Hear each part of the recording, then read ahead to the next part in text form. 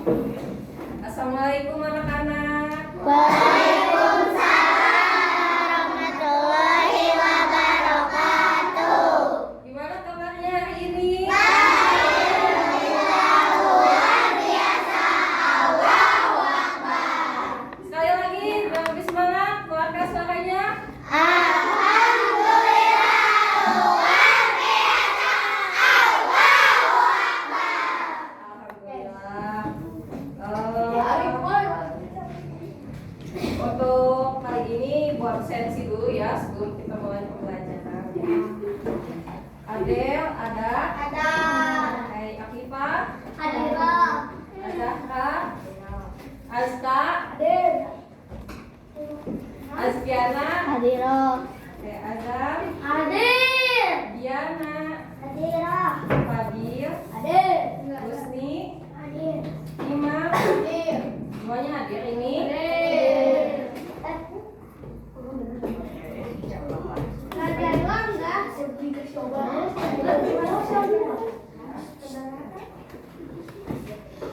Oke, karena semuanya hadir, alhamdulillah ya kita mulai pembelajaran ini dengan membaca Bismillah. Bismillahirrahmanirrahim. Oke, untuk mulai pembelajaran hari ini kita akan berdoa yang akan dipimpin oleh ketua kelasnya. Siapa ketua? Boleh, silakan.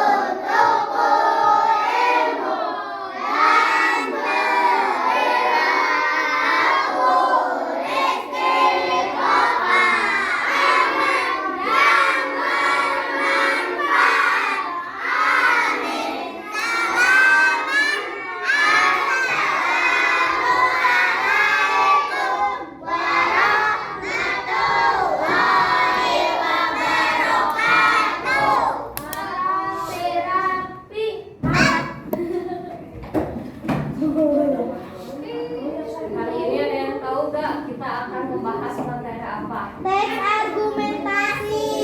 Oke. Ada yang tahu gak teks argumentasi itu apa? Siapa? Cari tangannya. Ya, itu siapa namanya? Argumentasi adalah tulisan yang berisi opini penulis yang didukung oleh fakta dan alasan. Oke, namanya siapa? Oke. Terus ada lagi? Ada lagi gak? Boleh. Berisi opini penulis disertai alasan dan pembuktian dan didukung oleh fakta. Udah? Iya. Masih? Oke. Teks argumentasi disampaikan secara 10 logis dan objektif. Oke. Ada logis dan objektif. Nah, ada yang tahu gak logis itu apa? Logis itu secara akal, masuk logika, kayak hal yang mustahil, hal yang enggak mustahil, yang berbentuk fakta. Jadi ada bentuk kalau secara pengertiannya tuh, teks argumentasi adalah jenis tulisan yang bertujuan meyakinkan pembaca tentang suatu pendapat atau gagasan. Kan namanya argumentasi. Argumentasi itu apa? Pendapat. Di mana kita melihat suatu peristiwa atau suatu berita, kita baca dan kita simak baik-baik suatu peristiwa itu, lalu kita membuat opini atau apa ya, lebih mudahnya tuh pendapat kita tentang si berita tersebut atau peristiwa tersebut. Lalu ada yang tahu gak strukturnya apa? Tidak. Oh. Tidak. Aku kasih tahu ya. Strukturnya tuh ada 3. Boleh. Apa ibu? Kelihatan gak yang belakang? Ya.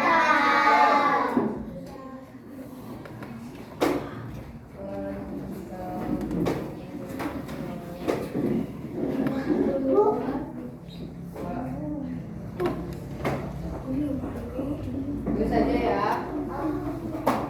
Di buku apa ibu? Di buku apa aja? Yang pasti bahasa Indonesia. Ya nggak apa-apa. Pakai buku apa aja? Sana boleh. Boleh. Kesimpulan.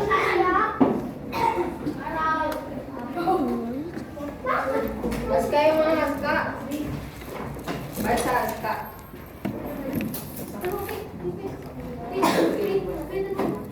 Pendahuluan, apa sih pendahuluan tuh? Berisi Yang keras suaranya. berisi penjelasan singkat dan jelas mengenai isu atau masalah yang akan dibahas. Oke.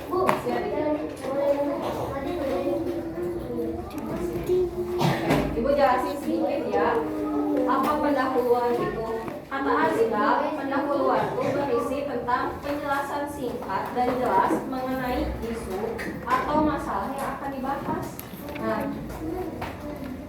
seperti yang Ibu jelaskan tadi, kalian melihat suatu peristiwa atau berita, lalu kalian buat penjelasan apa yang telah kalian baca.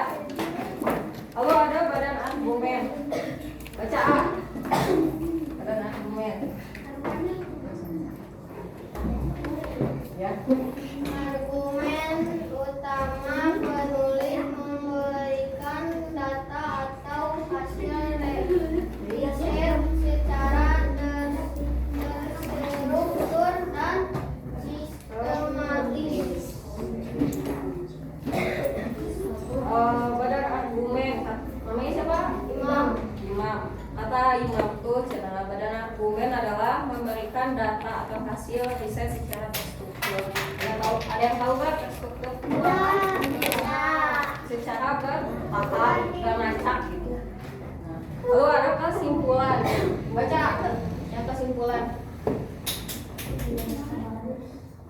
Bagian kesimpulan merangkum isi teks argumentasi dengan singkat, jelas, dan logis agar pembaca bisa memahami argumen dengan baik. Asli. Siapa namanya? Oke.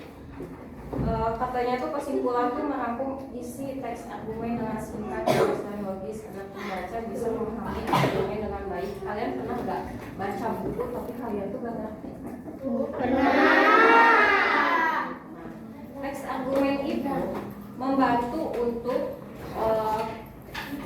secara garis kesimpulannya tuh apa ya? Secara singkatnya gitu, isi dalam buku itu teh kesimpulannya. Jadi inti dari buku itu teh ngebahas apa?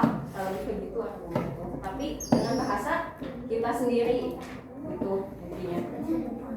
Lalu ada tujuan.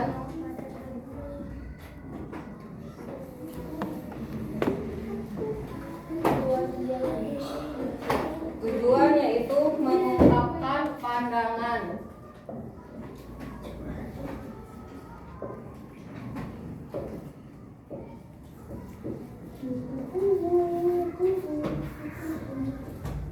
Mengungkapkan pandangan. Yang kedua, memengaruhi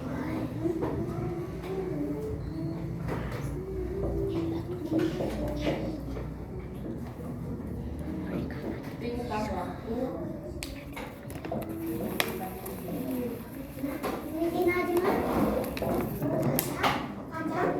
Kenapa? Kenapa nih? Oh, nggak kelihatan nanti ya. Bentar.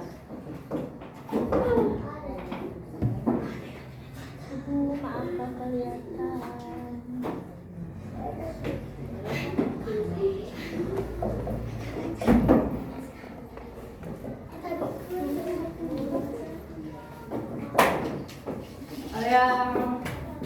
Mau menjelaskan nggak apa mengungkapkan pandangan tuh? Pandangan pendapat kita tentang apa yang kita lihat di sini. Misalnya kalian melihat kelas ini seperti apa? Bagus. Bagus. Nah itu terus Ada kayak terus apa? Basic enggak ya? Itu adalah satu argumen yang kalian ungkapkan, yaitu mengungkapkan pandangan kalian tentang peristiwa atau suasana yang ada di sini. Lalu ada memengaruhi tingkah laku. Jadi apa yang kalian ucapkan itu, yaitu yang terjadi. Itulah yang menunjukkan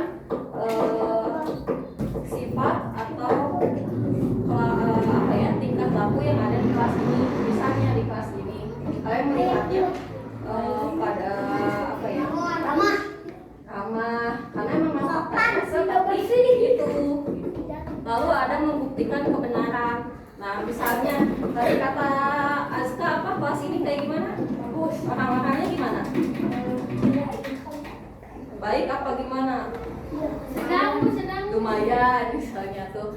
Membuktikan kebenarannya kata Azka, anak yang di kelas ini, teman-teman yang di kelas ini katanya lumayan apa? Lumayan baik apa lumayan nakal? Lumayan nakal. Faktanya seperti itu enggak? Enggak? Oh, berarti itu benar apa enggak? Benar. Berarti itu menunjukkan bahwa faktanya kelas ini insya Allah ya baik ya. Terus yang terakhir adalah menarik perhatian. Ketika kalian berargumentasi, biar teman-teman kalian mendengarkan, pasti kalian akan membuat, misalnya ini di saat kalian mengumpul, lalu ketika kalian ingin ada info loh, dengan kata itu teman-teman kalian akan berhenti berbicara dan akan mendengarkan kalian wah ada info apa nih? Nah, itu adalah salah satu cara menarik perhatian. Lalu ada kaidah kebahasaan. Kaidah kebahasaan.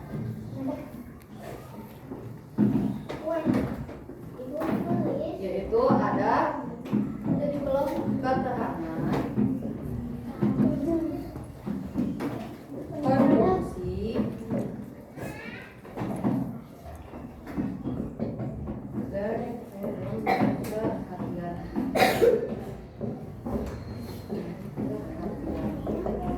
Oke.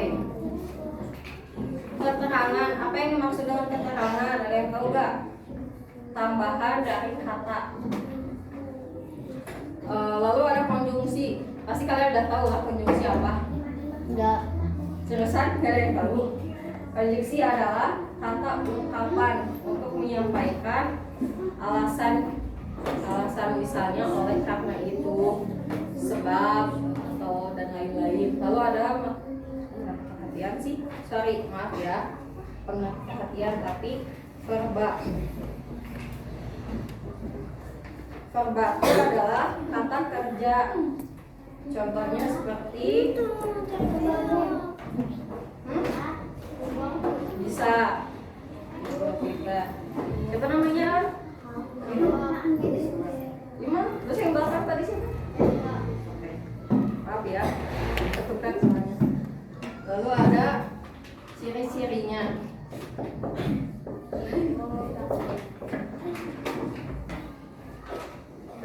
Yang satu, ciri-cirinya yang pertama tuh harus fakta atau faktual. Yang kedua, harus menggunakan kalimat lugas, tidak bertele-tele. Ada yang tahu gak bertele-tele itu apa? Tahu apa? Putus. Bertele-tele itu ribet-ribet gitu, kayak sana kemari pembahasannya apa, ngejelasinnya gimana gitu. Misalnya kita bahas tentang si A malah jadi ke si B, ke si C, kan udah nyambung gitu. Lalu ada objektif.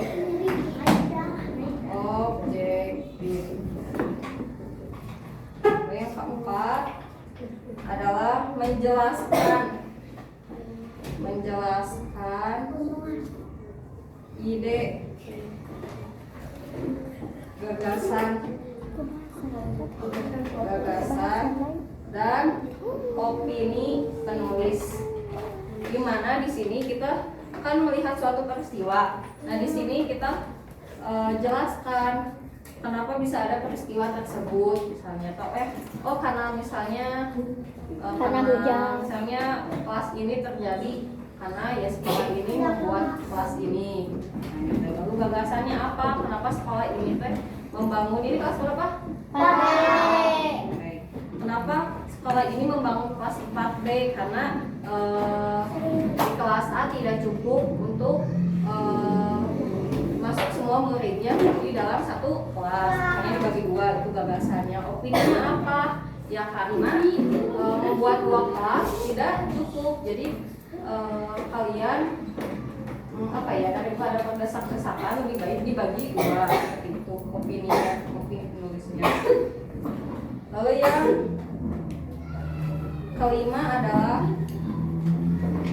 mengambil informasi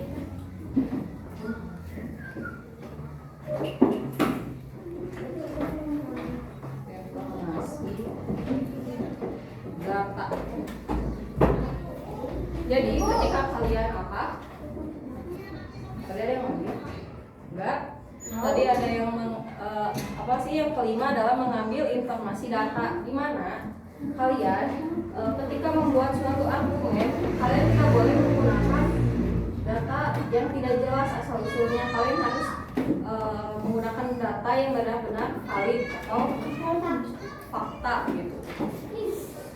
Terus yang terakhir adalah kesimpulan.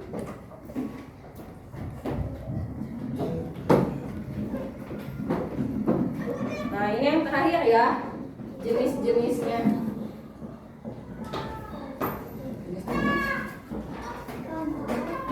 Yang pertama ada sebab akibat. Tidak mungkin ada teks argumentasi kalau tidak ada sebab. Kayak misalnya suatu peristiwa gak mungkin menjadi sebuah argumen kalau tidak ada peristiwa tersebut. Berarti peristiwa tersebut adalah sebabnya. Lalu opininya atau argumentasinya adalah akibatnya, di mana seseorang membuat opini atau argumentasi tentang peristiwa tersebut, yang peristiwa tersebut adalah sebabnya. Pasti di dalam teks argumentasi ada sebab dan akibat. Yang kedua, ada argumentasi persamaan.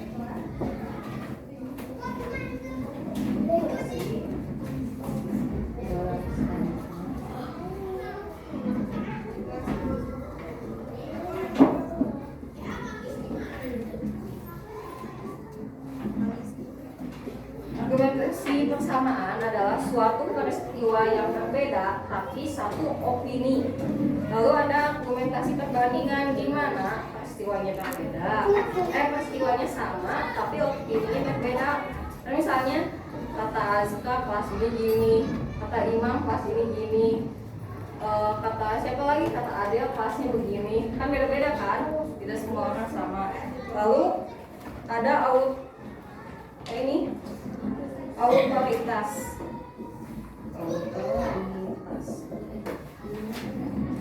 Atau sumber yang dikutip untuk memperkuat argumentasi. Autoritas itu adalah sumber, di mana ketika kita membuat teks argumentasi harus ada fakta, data yang valid. Lalu yang terakhir itu ada kesaksian.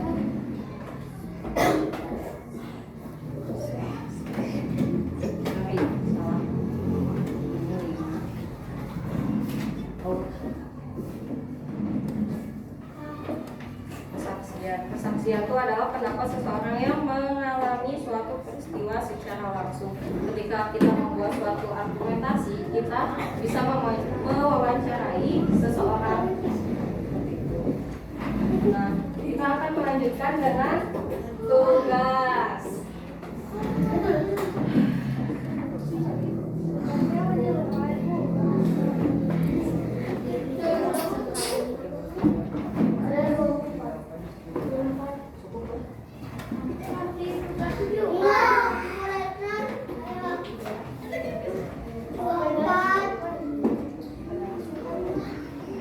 Kalian sejajar satu ya. Enggak di sini.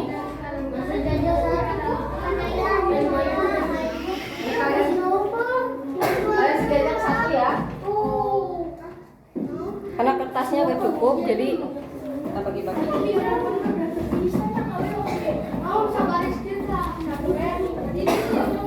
Nah, kalian ya arti dari paragraf argumentasi. Artinya apa? Nih. Arti dari paragraf argumentasi, jawabannya adalah pengertian argumentasi.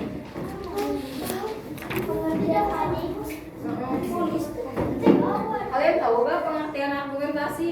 Tahu. Maaf ya, pakai ini ya. Kalau di sini kan ada ciri-ciri kan? Nih kalian tulis mana ciri-ciri tuh? Nah, yang ini jawabannya.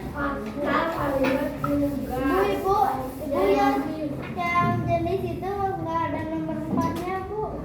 Ada. Pengertian Itu nggak tempat.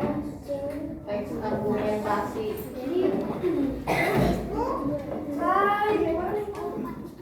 Ini ya jawaban yang pertama tuh dan tentang teks argumentasi.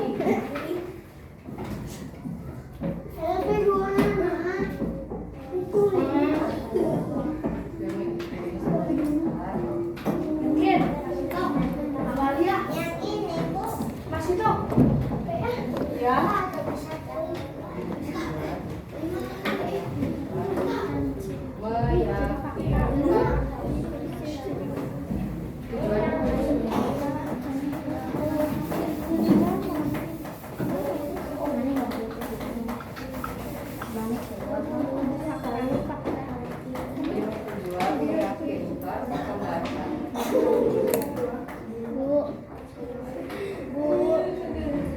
Udah istirahat, Bu. Udah istirahat, Bu. Sama-sama tulis, Bu. Ya. Yang ini jawaban nomor pertama. Yang kedua, ini jawabannya. Oh, salah. Yang paling cepat langsung kumpulin ya dapat hadiah.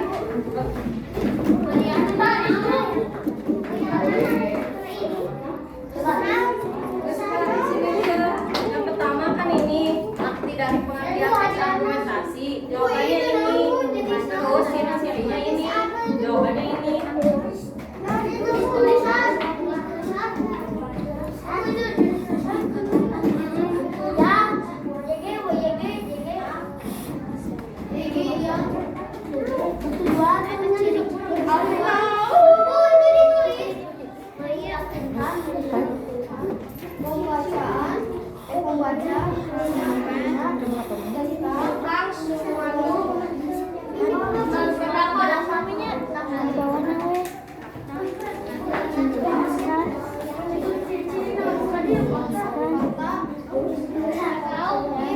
Oke, udah dulu ya. Duduk ke tempatnya masing-masing.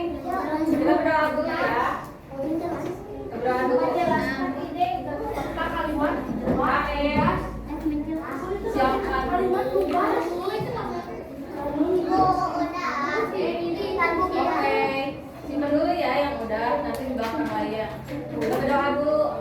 Ya udah, kalian kita apa? Gelar. Oke. Oke, doa.